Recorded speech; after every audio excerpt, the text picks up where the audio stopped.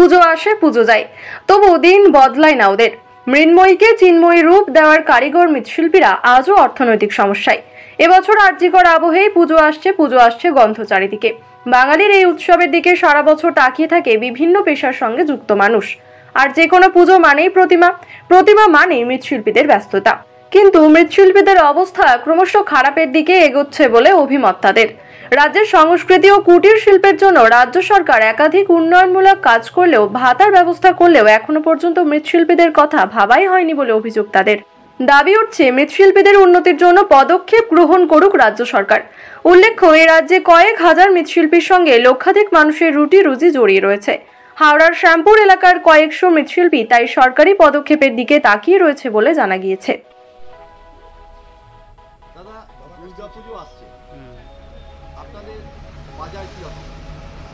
বাজার বলতে বাজার খুব একটা আমাদের কাছে ভালো নেই। আর বছরে কিছু প্রতিমা রয়ে গেছে, আমরা ধার দানা করে করি। সরকারের আজ পর্যন্ত কোনো তো সাহায্য পাইনি। অন্য শিল্পীদের সব দিচ্ছে, যারা গান টান গায়, কীর্তন হরিনাম, মানে যারা ঢাক বাজায়, এদের সবার দিচ্ছে। কিন্তু আমরা যে মৃৎশিল্পী, আমাদের তো কোনো কিছু দেয়নি। আমার বাবার আমল থেকে আমরা প্রতিমা গড়ে আসছি, পরের জায়গা ভাড়া নিয়ে করছি। এই যে জায়গাটা দেখতে পাচ্ছেন, তো কত করে ভাড়া নেয়? ভাড়া মাসে 3000 টাকা দিতে হয় যার জায়গা। অথচ আমরা এই প্যান্ডেল আমাদের পয়সায় বেঁধে নিয়ে করছি, তবু 3000 টাকা দিতে হয় জায়গা। ধরুন আমরা যদি একটু সরকার থেকে পিডব্লিউর অনেক জায়গা আছে, যদি একটু জায়গাটা করে দেয় তবু আমরা উপকৃত হই। মৃৎশিল্পীদের এরা তো একবারে ব্যাকফুটে চলে যাচ্ছে দিনের দিন, কারণ কোনো সরকারি সহযোগিতা পায় না। যেমন এটাও একটা কুটির শিল্প আমি বলে মনে করি।